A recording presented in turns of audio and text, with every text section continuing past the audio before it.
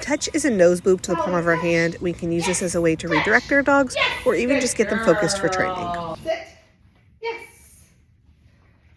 Tali, down. Yes, good girl. Yes, good girl. Nice. For a recall, we're going to call their name and then the word come. As soon as they turn and look at us, that's when we're going to mark yes and praise, praise, praise all the way to us so they stay focused and coming with excitement towards us. And then once they're there, they get rewarded with a treat. Tali, come.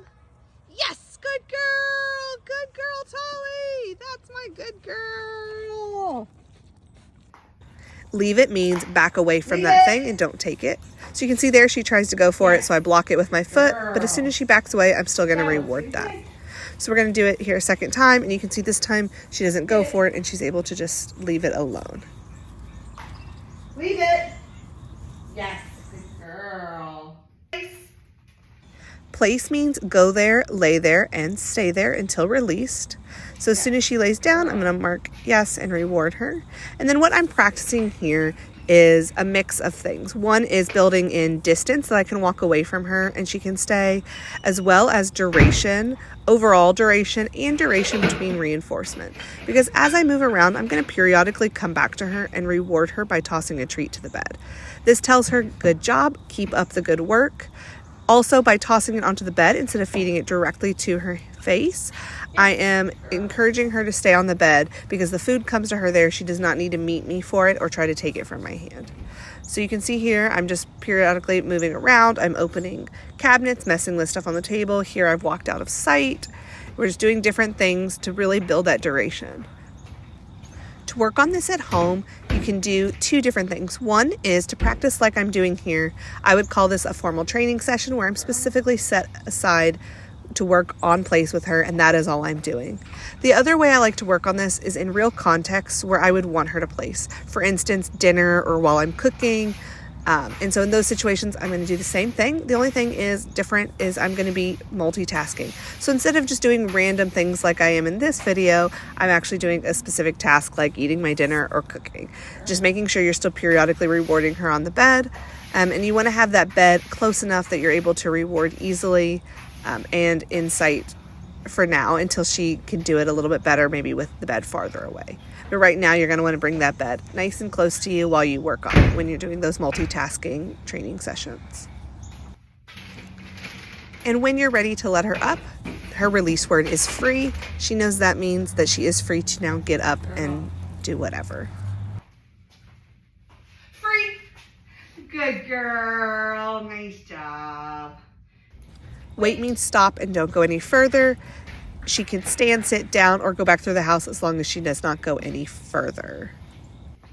Wait does not need a release unless you're going to let her cross that line. So if you're going out on a walk and you ask her to wait and then open the door and then you could release her with her word free, that would be another option, as well as in this scenario where I'm practicing on the stairs so that she's not running up under my feet as I go up or down the stairs. Once I get to the top of the stairs and I want her to come with me, I can use the word free to release her to come. Come on. Let's go on our walk. Yes, good girl, Tali. Nice job. Come on. So the beginning of the walk for her is still always a little all over the place. Come on. Where she's a little bit more distracted. That's okay though. She's checking out everything. Yes. And this morning it's a little windy, so leaves are blowing, and so there's a little bit more distraction. Ooh. Yes, good girl.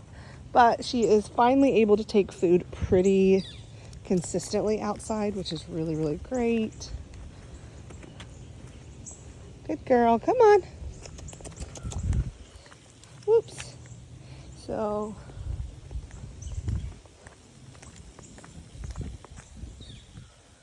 you'll see she still tries to go around. Yes, let me zoom this out. Good girl. Come on. So the way I'm holding the leash is helping kind of create the boundary I want for her. So that way, if she does start to pull, I'm going to stop her with this hand, step around her, and guide her back into the side that I want. I think she's just a little nervous because there's sprinklers going off, and she's a little unsure about that. Tali, get it. So I'm going to toss her a little treat forward. Good girl. Nice job, Tali. And then I'm going to continue on with that rewarding good choices. So when she's walking, yes, the way I would like her to, I'm going to reward her. And all the rewards are always going to happen at this side, on this left side here. So that way she is encouraged to stay there more. So again, she wants to do all the crossing and the spinning around like she was doing. And I'm just not letting her anymore because she is comfortable enough where I can kind of help her and do some more guiding. And once we get through the first couple minutes of the walk, she really stops trying to do much of that anymore. She gets the idea. She moves on. Let's go. Yes, good girl. Honey, that was your leash that tapped your back. Yes, good girl. So you can still see she's definitely still a little skittish and unsure about being out in the world, but so much better than the first walks. And we're able to actually take a pretty long walk for her. Yes, good girl. Nice job. Where we're able to get pretty far down. Let's go. Yes, good girl. Yes, good girl. So you can see, like I said, yes. Once we get so far into the walk, she definitely starts to walk in more of a straight line, respond better. Yes, good girl. So to get started on her leash skills, the two main things that we're doing are, like I said, the way we hold the leash, yes, so that we don't allow her to do a lot of that spinning around us and crisscrossing every which way. Good girl. And the other big piece, yes, is what we call rewarding good choices. And with that, what we're doing, right, is rewarding her for walking nicely. Yes, when she's where we want her, which is at our side, walking with a loose leash. Even if she's a little in front, we're going to reward her for that as well. Another big thing we want to do is still allowing her to do some sniffs when she feels confident to do so. I love that she is starting to be a little bit more like your average dog who's kind of pulling to try to go sniff. I like seeing that. That means she's feeling more confident and comfortable, which is a great thing to see. But if she's sniffing and we want to move her along, then we can just say, let's go. Yes, good girl. When she catches up, we marked yes, and we're going to reward her for moving along with us. Good girl. Yes. Another good choice I'm going to reward is just what you saw there. If she offers me attention and I didn't ask for it, I'm going to reward that. I want her to be offering you a lot of attention. Yes. Just like that, out on walks. Again, that means she's feeling comfortable and confident. The other thing we want to work towards is if there is anything that she sees or hears that seems a little scary to her and she looks to us, we want to make sure we're rewarding that. Because what we want is when she sees something scary, instead of being terrified and trying to run away, I want her to feel confident that you have her back. And so what I want to see is that she is looking to you for reassurance that everything is okay and that she doesn't need to be scared. Yes, good girl. You're doing excellent, Tali. So you can definitely see that big change, yes, from the first couple minutes of the walk where she's still showing that she's a little more nervous. She's just getting her bearings again, going out on the walk. And once she gets going and you hold firm on that walking boundary, which is not letting her, spin all over the place, and rewarding her good choices, she gets going. One thing I did want to make sure that I mentioned as well is that remember that when we get her to her new home and her new life, a lot of this is going to need kind of reset. These same steps that we took with her here are going to need reset because it's going to be an all new place with new people again. And so it's going to be a big adjustment, yes, for her again, because she's going to first have to build the trust with you guys at home, just like I had to do with her, and then slowly build the trust with you out in the neighborhood. So those steps are going to look like pretty much like what we've discussed as she's been here with me, right? First was just me building her trust inside the house with me, getting her comfortable with me and wanting to be work with me inside than it was kind of going out and hanging out in the front yard, getting her used to seeing the neighborhood without forcing her to kind of go out into it. And then as she got more comfortable, slowly taking her on walks. And as you remember, those first few walks I took with her, we could get 1 to 2 houses down before she was done. And that's what you're going to do. You're going to take it slow, go at her pace, and let her kind of be the judge of how far she can go in those early days, and kind of just slowly build up.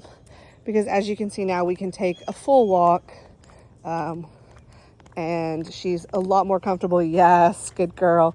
Able to walk very beautifully, very nice.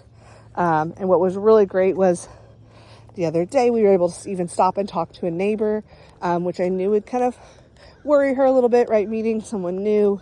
The neighbor did not pet her or anything, but we did stop and talk for quite a while with the neighbor, and she did really great just kind of hanging out by my side. And so I was really proud of her for that. Yes, good girl. Look at you walking so nice. You're doing so good. Yes, good girl. Tali, you're doing amazing, sweetheart.